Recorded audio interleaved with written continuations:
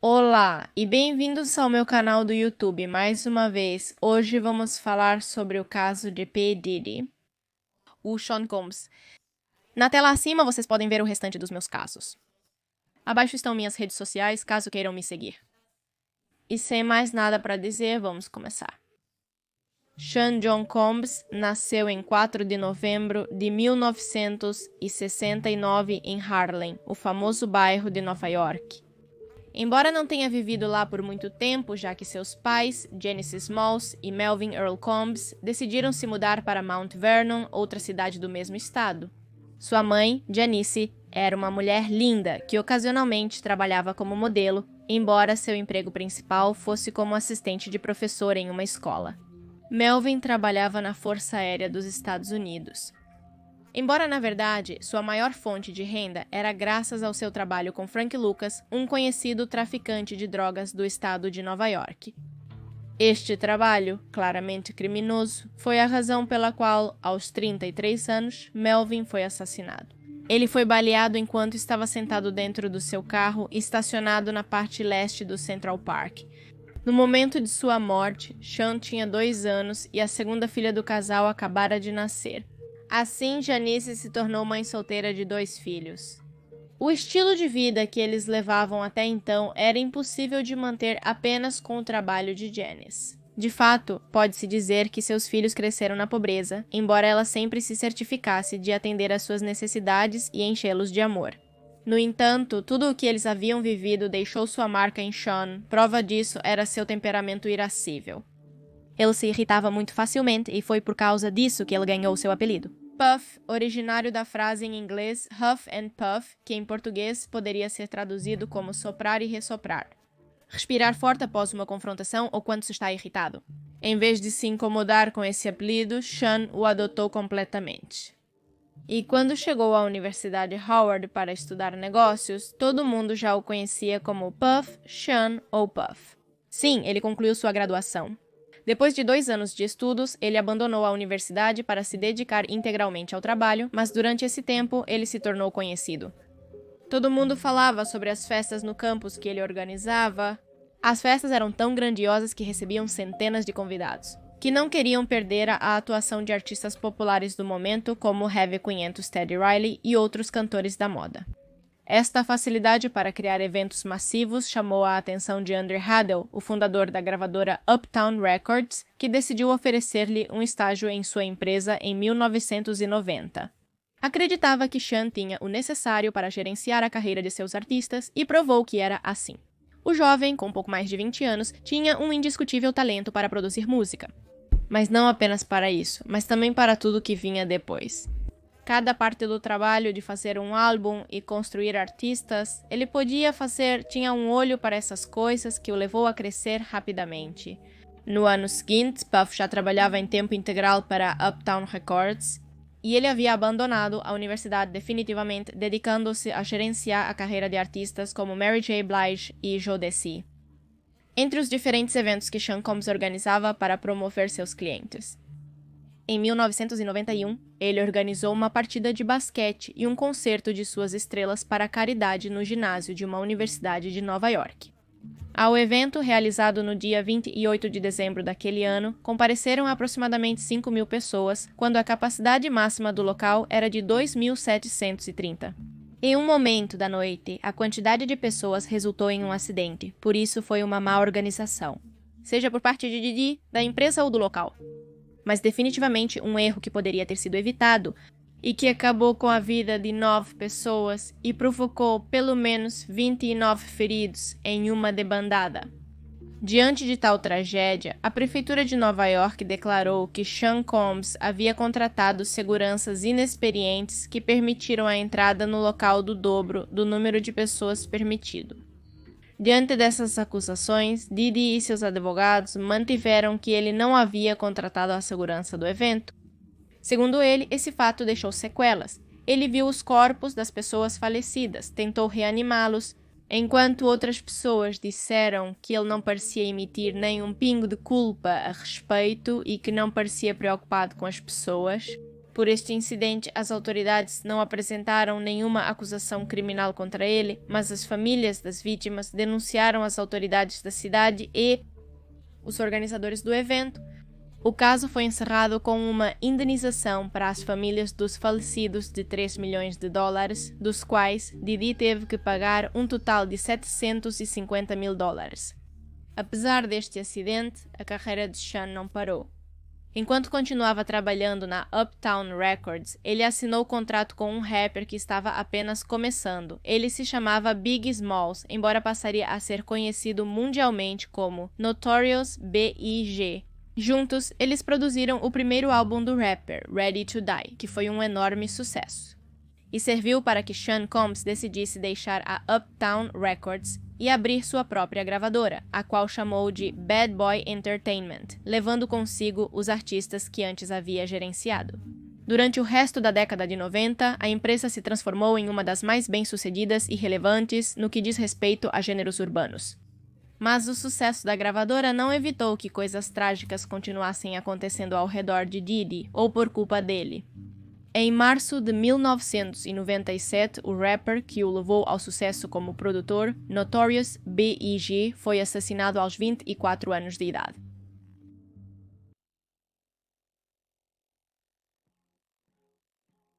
Lá pelos anos 70. Começou a se desenvolver em Nova York um tipo de música nova, não muito aceita, mas que revolucionou as vidas de muitas pessoas. Este estilo, o que chamaram de hip hop, se espalhou para diferentes regiões, mudando um pouco dependendo de onde era tocado. Com o passar dos anos e o avanço deste movimento, Nova York começou a ser conhecida como a Costa Leste e a Califórnia como a Costa Oeste. No que poderíamos chamar de uma batalha cultural na qual a Costa Leste afirmava ser a primeira a fazer hip hop, querendo ser, além disso, os únicos. No entanto, para os anos 90, a batalha cultural tornou-se uma guerra entre gangues. Entre os rappers famosos do Oeste estão Tupac, Snoop Dogg, Dr. Dre, a banda Niggas with Attitudes, NWA e Cypress Hill, para citar alguns. Entre os rappers do Leste podemos ver a 50 Cent, Jay-Z, The Notorious, B.I.G. ou Biggie, entre outros. Na costa oeste reinava a gravadora Death Row Records e no leste se encontrava a Bad Boy Entertainment. O produtor Suge Knight era o dono da Death Row Records nos anos 90. Ele era conhecido por seus métodos mafiosos e por tentar enganar Snoop Dogg, que assinou com ele no início da carreira. Do outro lado, na Bad Boy Entertainment, estavam Biggie e Puff Daddy, como eram chamados pelo famoso rapper. Tupac fazia parte da gravadora de Suge Knight na costa oeste, do outro lado de Puff Daddy. Sério? Tô tentando fazer isso ser entendido da maneira mais organizada possível. O tema das costas é muito importante porque começaram a brigar dependendo de qual costa você era. E a história que muitos de nós conhecemos justamente começa por algo que não era tão normal, e é que Biggie e Tupac se conheceram e se tornaram amigos. Não muito amigos. Alguns dizem que eles não se tratavam tão bem, mas supõe-se que eles se conheceram e de cara se deram bem. Biggie era de uma costa e Tupac de outra. Até então, Biggie já tinha feito seu primeiro álbum, que foi um sucesso, e Tupac já estava estabelecido há algum tempo. 30 de novembro de 1994, Tupac iria gravar uma música com outro artista nos estúdios Square, um amigo de Biggie Smalls. Tupac sabia que Biggie e Puff Daddy estavam em outra parte do prédio, então ele entrou sem problemas e, ao estar dentro, encontrou-se com um grupo de homens que atiraram nele 5 vezes. Tupac, em resposta, caiu no chão e, ainda consciente, fingiu estar morto enquanto roubavam as coisas que ele tinha consigo.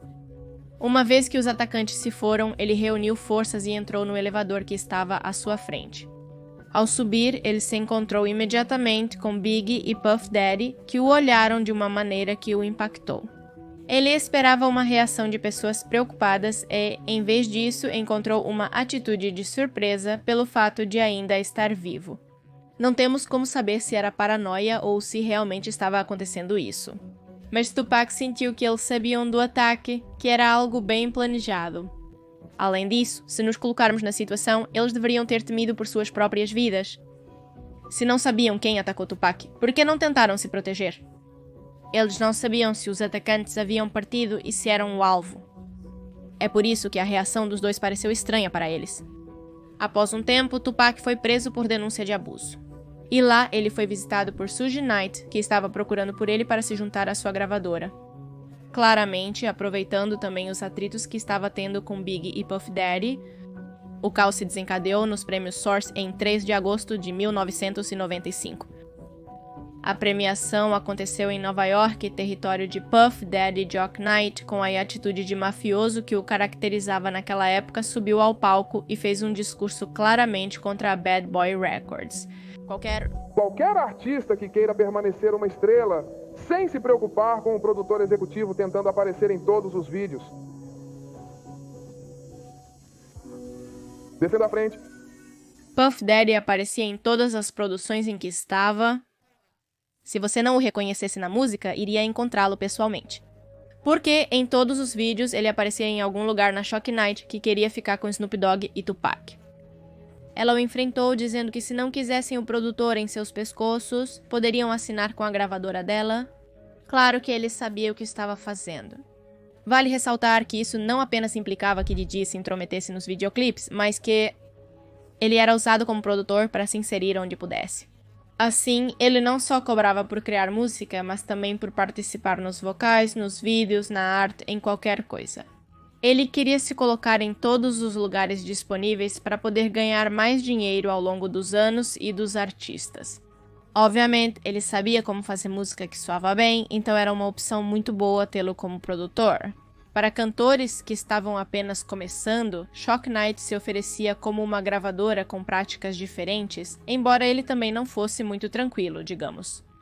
Snoop Dogg também subiu ao palco naquela ocasião, mas para acalmar um pouco a situação, porque lembremos que eles estavam em Nova York, e a palavra já estava circulando de que Biggie ou Puff Daddy queriam matar Tupac, então eles tinham que sair tranquilos. Jug Knight colocou o dinheiro da fiança para que Tupac pudesse sair da prisão, com a condição de que assinasse com ele para gravar seus próximos discos. Em setembro de 1995, Jug Knight e Puff Daddy se encontraram em uma boate, onde uma briga começou. Lembre-se que ambos sempre foram bastante mafiosos e naquele momento estavam relacionados a duas gangues opostas. Naquela noite, um amigo de Suge Knight foi morto, e desde então surgiram outros incidentes nos quais Suge Knight parecia estar procurando por Diddy, talvez para se vingar. E obviamente, como acontece neste género musical, houve conflitos refletidos nas letras e videoclipes. Especificamente em America's Most Wanted, o vídeo de Tupac com Snoop Dogg, no qual eles zombam muito claramente de P. Diddy e Biggie. Literalmente, contrataram atores iguais a eles para representá-los, dando-lhes nomes muito semelhantes. Muitas coisas como essa passaram despercebidas ou foram consideradas muito menos perigosas do que realmente eram. Às vezes as situações que eles cantam são inventadas, suposições ou histórias de amigos, mas ao longo dos anos, em cada música em que P. Diddy foi mencionado, sempre foi com a mesma reputação, a de um abusivo. Na sua música Hit 'Em Up, Tupac fez basicamente a mesma coisa, mas de forma ainda mais direta, contando a história da tentativa de assassinato. Novamente, adicionando várias ameaças a Biggie e Diddy. Além de dizer que todos que trabalhavam na Bad Boy Entertainment podiam ir se ferrar, em 7 de setembro de 1996, Tupac e Chuck Knight assistiram à luta de Mike Tyson em Las Vegas. Na saída, eles encontraram Orlando T.V. Anderson, com quem tiveram uma briga que foi gravada pelas câmeras do local. O que Orlando diz sobre esse momento específico é que naquela noite, e apenas naquela noite, disseram-lhes para não levarem armas, para as deixarem no hotel. Um pouco depois, após o confronto, Tupac foi assassinado em seu carro, onde também estava Suge Knight.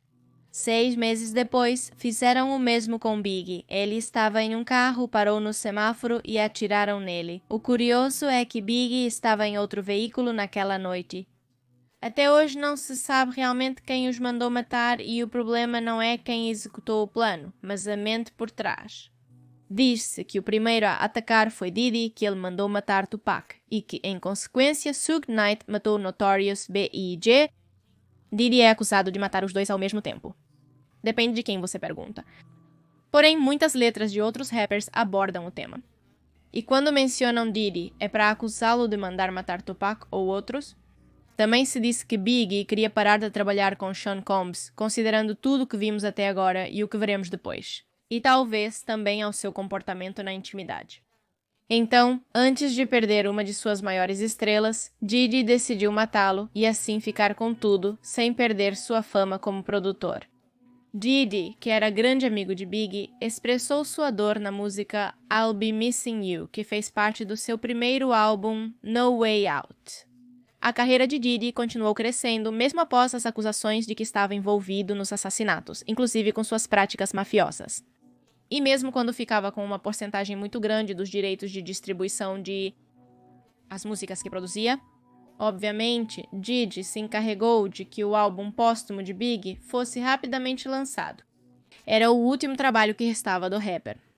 Foi lançado 2 semanas após a morte, foi o número 1 nas paradas e ainda por cima se chamava Vida Após a Morte. As músicas e a imagem de Biggie Smalls são consideradas um tanto trágicas. Ou seja, ele relatava sua vida de uma forma muito real, com tudo pelo que teve que passar. Portanto, o título, falando de morte, pode não chamar muita atenção. O surpreendente é que justo foi o álbum que saiu após sua morte, embora também seja óbvio que é uma continuação de seu primeiro disco, que traduzido era Pronto para Morrer. E se vamos ser honestos, Diddy não pareceu lamentar essa morte. Ele estava totalmente focado em levantar a Bad Boy Entertainment e sua própria imagem, mais do que lembrar de seu amigo. Isso não é uma conspiração ou algo que eu estou afirmando sem tê-lo conhecido pessoalmente. Mas muitos rappers daquela época tiveram essa mesma sensação e expressam isso até hoje. Naquele momento, Sean Combs continuou buscando se estabelecer na indústria, produzindo um álbum próprio, já que até aquele ponto só havia participado na música de outros.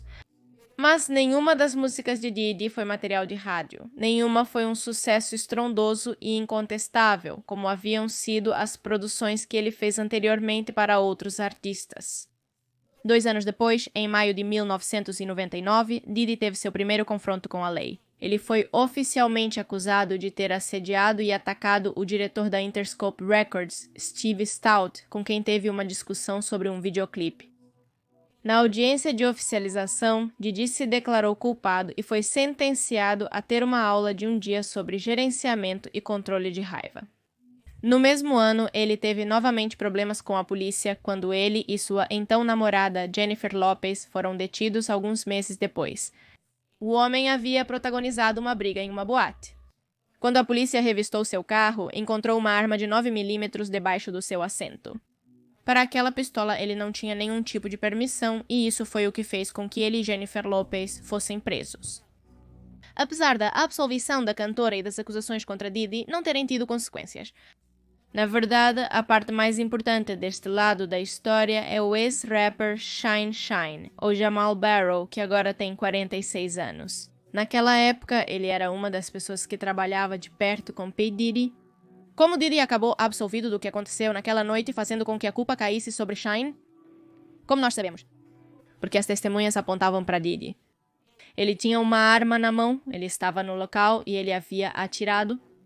Shyne era o novo prodígio da Bad Boy Entertainment, o futuro Biggie Smalls, uma pessoa que tinha, em última análise, muito potencial. Naquela noite houve uma briga. Alguém quis atirar em Shyne e, consequentemente, ele, Diddy e o guarda-costas sacaram armas para se defender. Isso não era raro nem novo, pelo menos na cena. Snoop Dogg já passou por situação similar. Na verdade, ele enfrentou num processo porque seu guarda-costas matou alguém defendendo-o na mesma época. O fato é que naquela noite houve vários tiros, Shyne teria disparado 3 vezes, consequentemente ferindo algumas pessoas dentro do clube. Diddy contratou advogados distintos para si e seu segurança, ciente de suas ações. Enquanto isso, Shyne buscou provar sua inocência. Ele afirmava e afirma até agora que não atirou em ninguém, que não feriu pessoas. Além disso, os tiros não eram do calibre que a arma de Shyne tinha. Apesar de haver provas e testemunhos acusando Diddy de ter ferido outros naquela noite, quem cumpriu a pena foi Shyne. Ele afirma que isso arruinou sua vida, apesar de hoje estar livre e ter reconstruído sua trajetória. Ele também afirma que o que está acontecendo com Diddy hoje corresponde a tudo que ele tem que pagar pela quantidade de destruição que causou. Em 2003, o presidente da Bad Boy Entertainment denunciou Diddy por ameaçá-lo com um bastão de madeira, como se isso não bastasse. Diante dessas acusações, o rapper e produtor disse que seu colega estava simplesmente fantasiando e que isso nunca havia ocorrido. O caso não teve maior repercussão nos tribunais, porque magicamente o denunciante decidiu não continuar comparecendo às audiências e, devido à falta de provas, em 2006 o tribunal encerrou o caso. Apesar de todos esses incidentes, a carreira de Diddy continuou crescendo até se transformar em um dos nomes mais grandes da indústria musical. Tanto como produtor quanto rapper, Sean Combs era sinônimo de sucesso, impulsionando a carreira de cantores como Usher. E, anos depois, contribuindo para a carreira de superestrelas como Justin Bieber, Britney Spears, The Weeknd, Katy Perry ou Jay-Z. No entanto, as polêmicas em torno dele nunca pararam. Durante os anos seguintes, ele foi acusado por várias pessoas de abusos, violência e mais, mas essas não tiveram maior repercussão até novembro de 2023, quando Cassandra Ventura, sua última parceira, o denunciou. Cassandra Elizabeth Ventura lançou sua música Me and You em 2005, que teve muito sucesso, especialmente na Alemanha. Acontece que Sean Combs ouviu a música e Ryan Leslie, seu produtor, convenceu Diddy a participar, tornando Cassie sócia da Bad Boy Entertainment, já que ela estava trabalhando para fazer um álbum. Este foi o início de uma das piores fases na vida de Cassandra Ventura. Ela deveria fazer 10 álbuns com a assinatura de Puff Daddy. Para 2008, Cassie e P. Diddy já estavam em um relacionamento, mas foi apenas em 2012 que confirmaram os rumores. Até então, já havia vários artistas querendo se afastar o máximo possível desse homem, entre eles cantores que escreveram letras dedicadas ao indivíduo. No entanto, para o olho público, Diddy era um produtor muito bem-sucedido, que mantinha um relacionamento perfeito. Desde o início do relacionamento, Diddy estabeleceu uma dinâmica de poder entre eles que era extremamente tóxica e violenta. Sean drogava a garota sem o seu consentimento e a obrigava a ter encontros com trabalhadores sexuais que ele mesmo escolhia. Nesse tipo de encontros, Sean estava sempre presente para gravá-los, mas isso não era tudo. Ele também o obrigava a participar das festas Freak Off, festas muito exclusivas organizadas por ele, das quais vamos falar mais adiante com mais detalhes. Mas, em resumo, eram festas que duravam dias à base de drogas e nas quais todo tipo de abuso era permitido. Durante o relacionamento, Cassie foi vítima constante de maus tratos nas mãos do produtor e rapper, que além de submetê-la à violência psicológica, também a maltratava fisicamente e sexualmente. Como quando, em 2018, ele abusou dela ao tentar deixá-lo, apesar do inferno que Cassie vivia. Isso não se soube até o 16 de novembro de 2023, quando, após anos de sofrimento, decidiu processar Diddy. A equipe de advogados da cantora tinha não apenas mais de 100 páginas com seu depoimento, mas também dezenas de provas do abuso que ela havia sofrido. O caso foi encerrado extrajudicialmente. De acordo com as declarações dos próprios advogados de Cassie, isso se deveu ao fato de Sean Combs ter oferecido à cantora uma soma de 8 dígitos como compensação. Contanto que o assunto não se tornasse público, embora ele afirmasse ser inocente, mesmo que o assunto de Cassie não continuasse. Sua denúncia serviu para que outras mulheres se apresentassem para denunciar os maus tratos que haviam sofrido nas mãos do rapper. Até 6 de dezembro de 2023, 5 mulheres já haviam denunciado Diddy. Uma delas contou como ele e seu séquito de confiança haviam abusado sexualmente dela quando ela tinha 17 anos. Como resposta, naquele momento, Sean Combs, que então se chamava artisticamente Love, escreveu um post no Instagram com a foto de suas filhas que dizia "Chega". Nas últimas semanas, permaneci em silêncio vendo como tentavam destruir minha pessoa, minha reputação e meu legado. Pessoas em busca de dinheiro rápido lançaram acusações doentias contra mim. Deixem-me ser tão claro quanto posso ser. Não fiz nenhuma das coisas horríveis das quais sou acusado. Lutarei pelo meu nome, minha família e pela verdade. No entanto, a partir daí, tudo iria ladeira abaixo e as evidências contra ele seriam cada vez maiores. As denúncias seguiam surgindo, não só de mulheres. No início de 2024, Rodney Jones Jr., um produtor musical, disse que Diddy o havia obrigado a manter relações sexuais com terceiros e até tentou coagi-lo a ter relações com outros homens, além de ameaçá-lo de morte. Isso, juntamente com as denúncias anteriores, levou a que, em março de 2024, o Federal Bureau of Investigation registrasse as mansões de Miami e Los Angeles que pertenciam ao rapper. Lá foram encontrados dezenas de discos rígidos e equipamentos de gravação que pareciam coincidir com os relatos de que Combs gravava as festas e abusos sexuais que ocorriam nelas. Além disso, foram encontradas pelo menos 1.000 garrafas de óleo de bebê, algo a que Cassie havia se referido em seu depoimento. Apesar dessas descobertas bastante acusatórias, o caso de Didi parece ter sido esquecido pela mídia e pelo público em geral, até o 17 de maio de 2024. A Cable News Network publicou um vídeo de segurança do Hotel Intercontinental de Los Angeles, no qual se vê Combs chutando no chão e batendo em sua ex-parceira Cassandra Ventura. Mas estou falando que nem sequer era uma ameaça, não era um golpe. Ele se arrependeu e foi embora. De maneira nenhuma.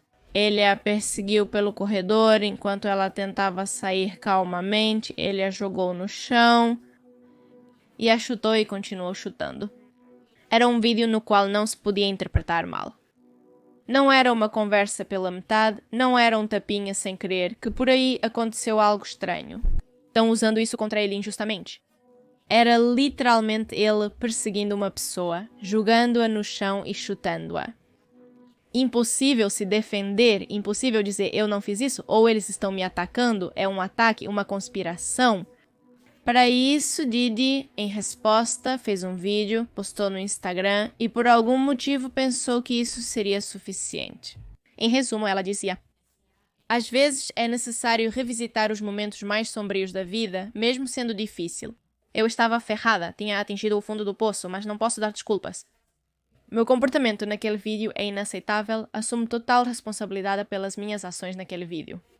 Me dá nojo, me deu nojo quando eu fiz, me dá nojo agora. Eu não acredito que ele sentiu nojo quando fez isso, porque se algo te dá nojo, você para e vai embora. Ou seja, não eram desculpas verdadeiras. Era mais uma tentativa de desculpa, uma tentativa de limpar um pouco o seu nome, já que em nenhum momento ele a menciona ou diz explicitamente desculpe. Isso gerou uma reação muito negativa das pessoas, que perceberam que a única coisa que ele fez nesse vídeo de desculpas foi falar sobre ele mesmo. Na semana seguinte à publicação do vídeo, mais 2 mulheres processaram Combs. A atriz e modelo Crystal McKinney, que acusou o rapper de drogá-la e abusar sexualmente dela em um estúdio de gravação. E um estudante que denunciou 4 episódios de abuso entre o ano de 1995 e 2000. Em julho, uma terceira mulher juntou-se às acusações. Trata-se de uma atriz de cinema adulto que afirmou que o rapper a havia coagido e obrigado a se prostituir, nas mesmas festas às quais Cassie havia se referido no ano anterior. Semanas antes, outro homem havia se encorajado a denunciar o que viveu com Didi, Derek Lee Cardello Smith. O homem afirmou que, como outras vítimas, foi drogado em 1997 para ser abusado sexualmente. Porque assim, ele não tinha preferências por mulheres ou homens. Ele começou a denunciar isso há muito tempo, 50 Cent. Mas vamos falar sobre isso mais tarde. O interessante é que Derek já tinha feito essa denúncia em 1997, mas por ameaças e o medo de represálias, decidiu que o melhor era retirá-la. Então, o fato de que Cassie tenha saído à frente e feito sua denúncia causou todo esse efeito em cadeia, até que finalmente as vítimas começaram a aparecer. Todas essas acusações levaram a um primeiro julgamento contra Sean Combs, em 10 de setembro de 2024. Ao qual, a propósito, Didi não compareceu. Neste primeiro processo judicial, ele foi condenado a pagar $100 milhões como indenização, no dia seguinte à condenação. Um dos cantores, que pertencia à sua gravadora e até colaborava na própria música de Didi, o denunciou por assédio no trabalho, insultos e por tocá-lo sem seu consentimento. 5 dias depois, no dia 16 de setembro, agentes federais prenderam o rapper em um hotel de Manhattan em relação às festas que ele organizava. Durante o dia, Didi se dedicou a passear pela cidade, visitar amigos e familiares, até mesmo a aproveitar o verde que tinha ao seu redor. Viram-no se divertindo, tirando fotos com fãs e tudo mais? Isso porque provavelmente ele sabia que seria preso, que era iminente e que não sairia da prisão por muito tempo. Didi produzia 2 tipos de festas, uma era a que vinha à luz, a que podia ser vista pelo público, As revistas saíam e a outra era a que pessoas que não falariam sobre o assunto iam. Pessoas em quem Didi confiava mais. As festas, extravagantes, mas ainda assim normais, eram as festas brancas, nas quais todos os convidados deveriam ir de branco e apenas de branco. Esses eventos também arrecadavam fundos para a caridade. As festas mais ocultas e exclusivas eram as festas freak-off, que são as problemáticas. Obviamente, as festas de Didi se mantinham e eram relevantes por causa do status.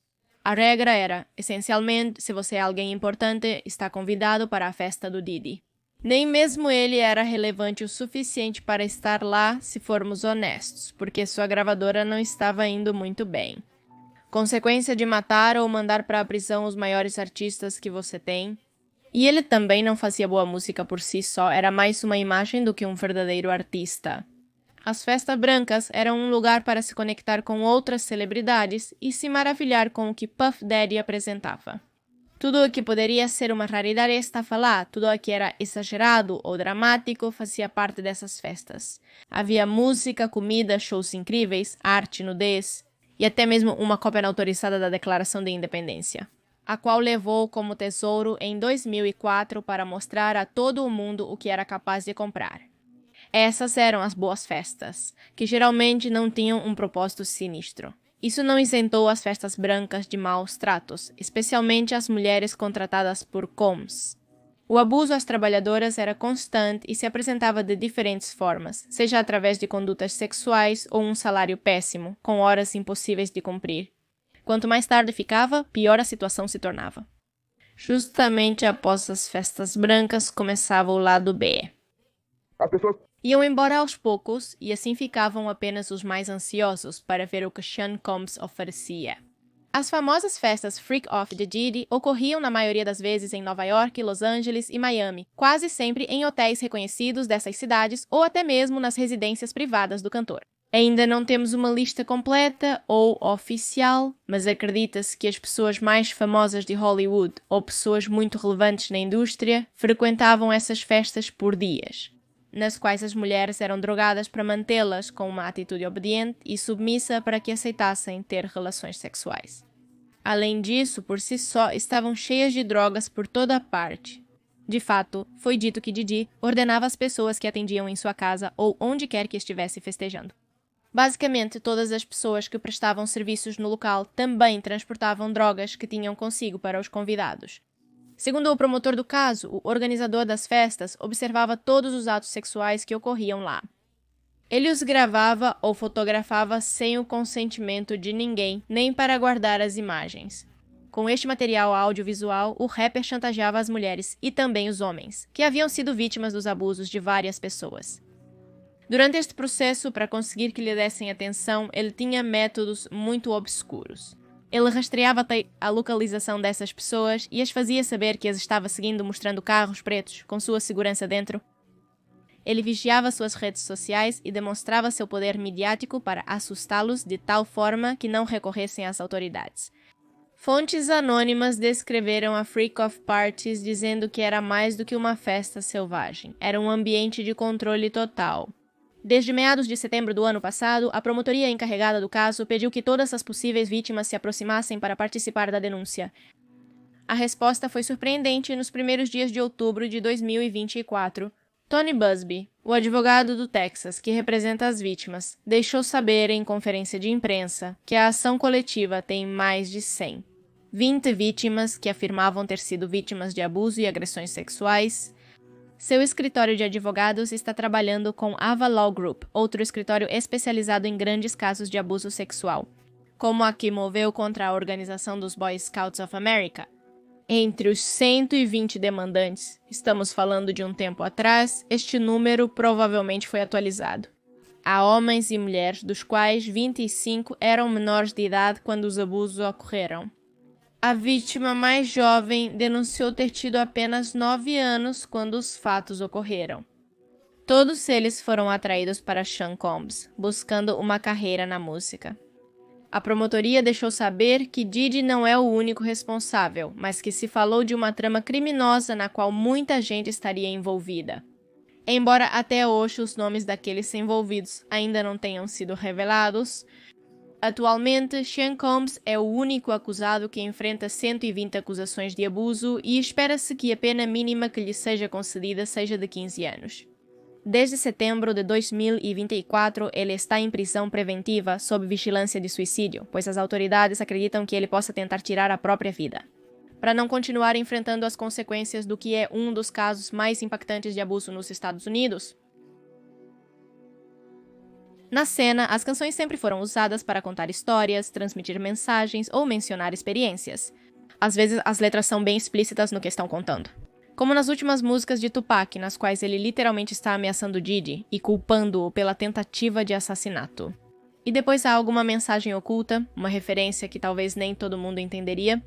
O problema com Diddy não é recente. Como eu disse, há muitos artistas que não se envolveram em trabalhar com ele, que não se aproximaram dele porque justamente causou uma má impressão.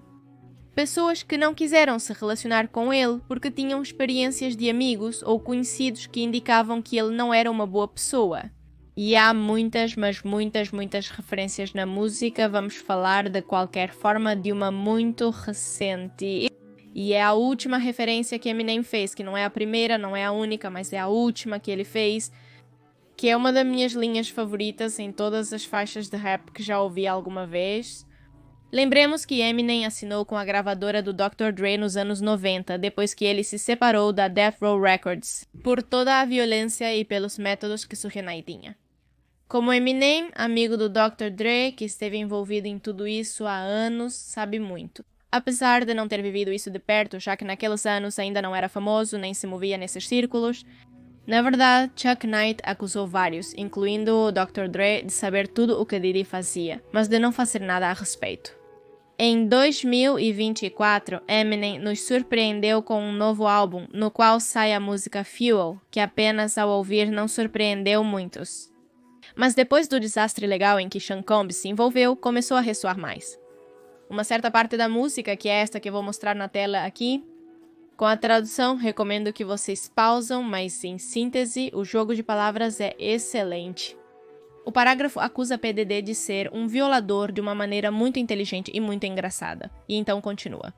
Ele pede que Biggie e Tupac descansem em paz, mas também diz que não quer brigar com 500 Iri, porque poderia ser o próximo, fazendo referência a Keefe 500, que é acusado de matar Tupac. Ou pelo menos é isso que se entende. De volta. Esta não é a primeira nem a única vez que Eminem menciona P. Diddy, mas essa foi espetacular. Muitos mais deram suas opiniões em músicas como Residente, do Cali 13, que disse ter conhecido P. Diddy e rejeitado uma oferta dele, mas não esclareceu muito mais sobre sua pessoa. E embora haja muitos que não se relacionam com Sean Combs, há um rapper que o odeia, que há anos diz de tudo e é 50 Cent. Em 2006, ele lançou a música The Bomb, onde acusa Diddy de saber quem matou Diggy. Há anos que ele está na mira dele, há muito tempo que ele o acusa de assediar outros rappers.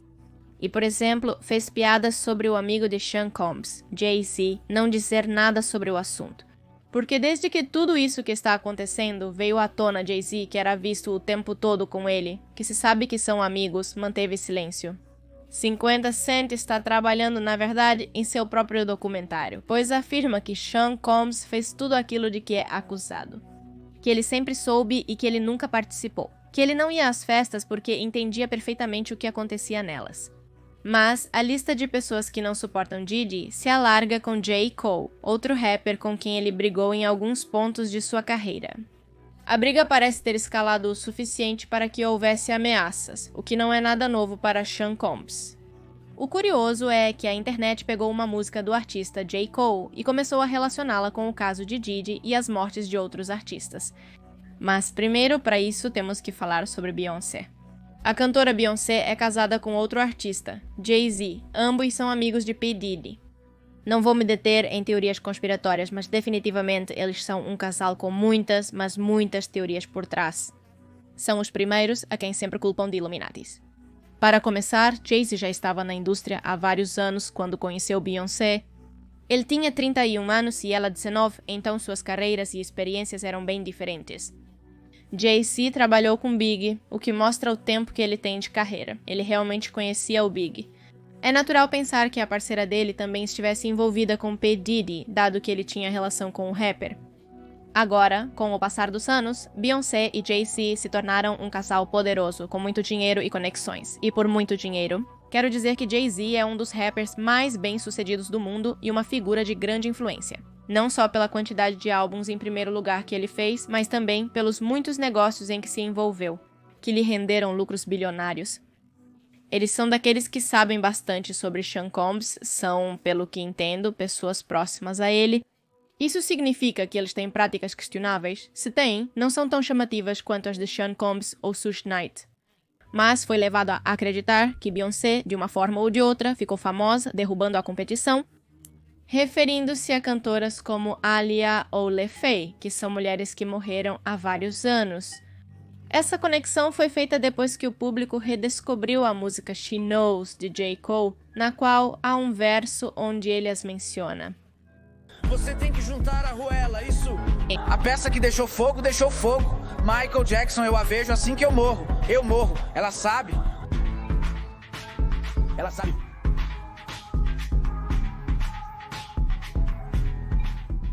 O único defeito de uma estrela é que ela queima. Descansa em paz, Aaliyah. Descansa em paz, LEFI Michael Jackson. Vou te ver assim que eu morrer. Que realmente este parágrafo, esta frase aqui, não tem muito a ver com o resto da música. No restante do tempo, J. Cole canta repetidamente a frase She Knows. Ele repete muito. Além disso, muitos relacionaram isso com Beyoncé devido à semelhança na pronúncia entre o seu nome e o de Jay-Z. Veja, o verdadeiro sobrenome da cantora é Knowles. Na verdade, em um momento, ela era conhecida como Beyoncé Knowles, usava quase o nome completo. Beyoncé Knowles e She Knows têm nomes que soam parecidos. E talvez um pouco mais forçado é o fato de que Jay-Z se chama Sean. Depois, há outras pessoas que também se concentraram em buscar números usados por eles em músicas ou suas datas de aniversário. Mas aí já estaríamos falando de algo mais fantasioso. O importante é que o tom da música e a letra fazem parecer que há mais por trás das mortes de LEFI, Aaliyah e Michael Jackson. Talvez não tenha sido a intenção de J. Cole, ou talvez tenha sido mais uma indireta em músicas de rap. Mas não terminamos. Há outra pessoa que se envolveu no assunto. Pode ser que Kanye West esteja um pouco demente? É exatamente isso que para muitos resultou em benefício de outros artistas. Ele passa o tempo dizendo incoerências, então quando diz algo meio conspiratório sobre outros rappers, ninguém presta muita atenção. Durante sua carreira, ele citou inúmeras coisas.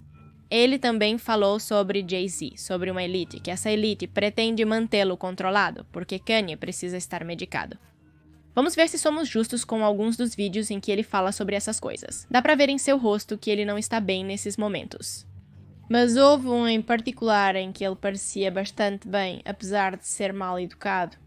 Na época em que ele subiu ao palco enquanto Taylor Swift falava após receber um prêmio no VMAs. Este momento estabeleceu as bases para a briga que mais tarde ocorreria entre Taylor Kinney e Kim Kardashian, do qual não vamos falar agora. Taylor, fico feliz por você, mas Beyoncé teve um dos melhores vídeos de todos os tempos. Como vocês puderam ver, Kanye sobe ao palco enquanto Taylor está agradecendo. Ele subiu para dizer que tudo bem, mas que Beyoncé teve um videoclipe incrível aquele ano, o melhor de todos os tempos. E o que acontece? Que as pessoas começaram a prestar atenção em diferentes premiações e muitos artistas agradeciam a Beyoncé quando ganhavam algo. Veja bem, ela é uma grande artista, aclamada e tudo mais.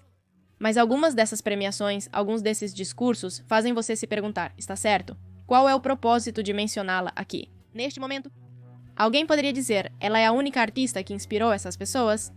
Talvez eles façam isso por solidariedade ou por acharem que ela merece, mas por algum motivo não querem dar o prêmio a ela? Talvez seja como Macbeth, se não agradecer, algo ruim acontece. A atitude de Kanye West em relação a Taylor Swift agora é vista de outra forma. Talvez ele soubesse que precisava mencionar Beyoncé ou algo ruim lhe aconteceria. E talvez ninguém tenha dito a Taylor as consequências. Ou será que ele é apenas mal educado? Vale ressaltar, antes de mudar de assunto, que Kanye West foi casado por muito tempo com Kim Kardashian, uma pessoa que se envolveu bastante com Diddy. Ela ia às festas, eles se encontravam em vários eventos de celebridades, tinham uma boa relação. Diddy convidou a família Kardashian-Jenner quando ainda eram menores.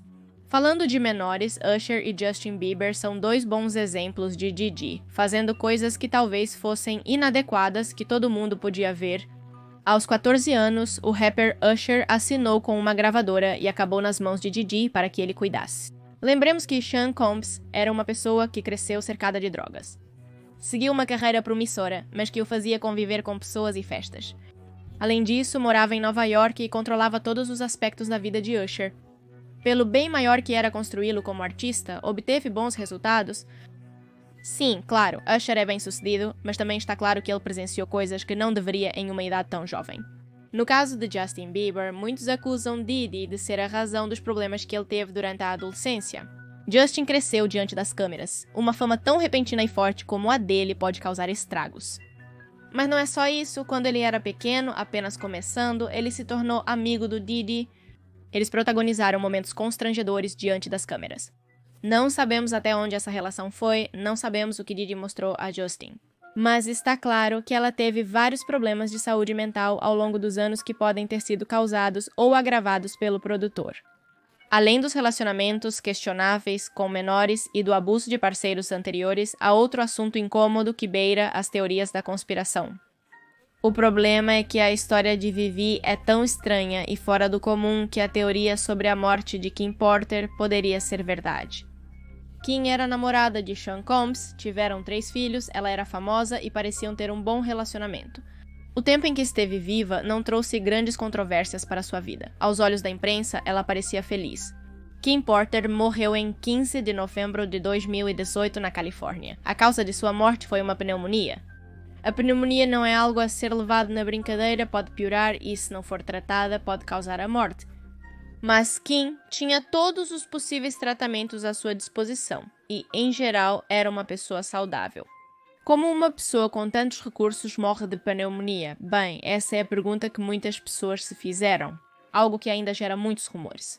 E agora que tudo isso veio à tona, nos perguntamos se talvez Kim poderia ter sofrido abusos, algo que não vamos saber porque aparentemente ela não deixou evidências. Sean Combs ainda não saiu da prisão e no momento estão sendo esperados diferentes documentários sobre sua história. E como ele chegou a ser isso que vemos agora? As denúncias continuam chegando. Isso não é um mal-entendido ou uma encenação. Realmente, Diddy abusou de muitas pessoas ao longo de sua carreira. O que mencionei é só uma fração do que ele fez para enriquecer e dominar as pessoas.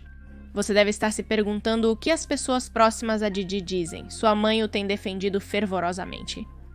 Ela não acredita nas acusações, apesar de serem tantas, e acusa o público de acreditar em uma conspiração contra seu filho. Por outro lado, os filhos de Sean Combs tiveram que sair para dizer que há informações falsas circulando sobre o relacionamento entre ele e Kim Porter. Há algum tempo foi publicado um livro que pretende contar a história de abusos supostamente sofridos por Kim, mas foi descartado como mera fraude e falso testemunho.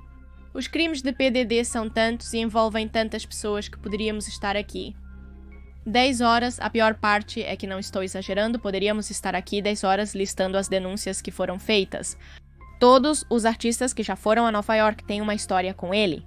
Há referências de anos e anos em músicas sobre o seu comportamento e realmente poderia explicar muito mais. Este vídeo ficou um pouco curto porque, na verdade, ele está envolvido em muitas coisas. Tanto é assim que se colocarem qualquer palavra no Google, ao lado da palavra Diddy vão aparecer muitos resultados. Tentem, ele fez de tudo e se envolveu com todos, há muitos rumores em torno dele. Coisas que poderiam ser verdade, mas ainda não provadas. Na verdade, este vídeo para mim está incompleto, pois eu queria continuar.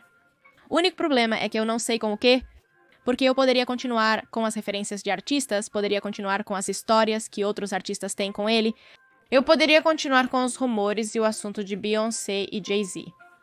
Eu poderia continuar com as novas denúncias, porque continuam com o lugar onde ele está ficando. Então, me ocorreu que talvez, se vocês quiserem algo em particular, deixem nos comentários, e eu depois monto um vídeo longo com esses temas, ou coisas que talvez vocês pensem que deveriam ser mencionadas sobre o que aconteceu com P. Diddy, coisas que talvez se aprofundem mais no que discutimos hoje. Mas enfim, até aqui chegou este vídeo, porque novamente não vê qual de todas as coisas colocar. Deixem suas opiniões e recomendações nos comentários abaixo. Aqui estão os Patreons e os membros do canal, obrigada por me apoiarem através desses meios. E sem mais nada para dizer, Confira o novo vídeo compilado recomendado. Inscreva-se clicando no meu rosto. Até o próximo vídeo. Adeus.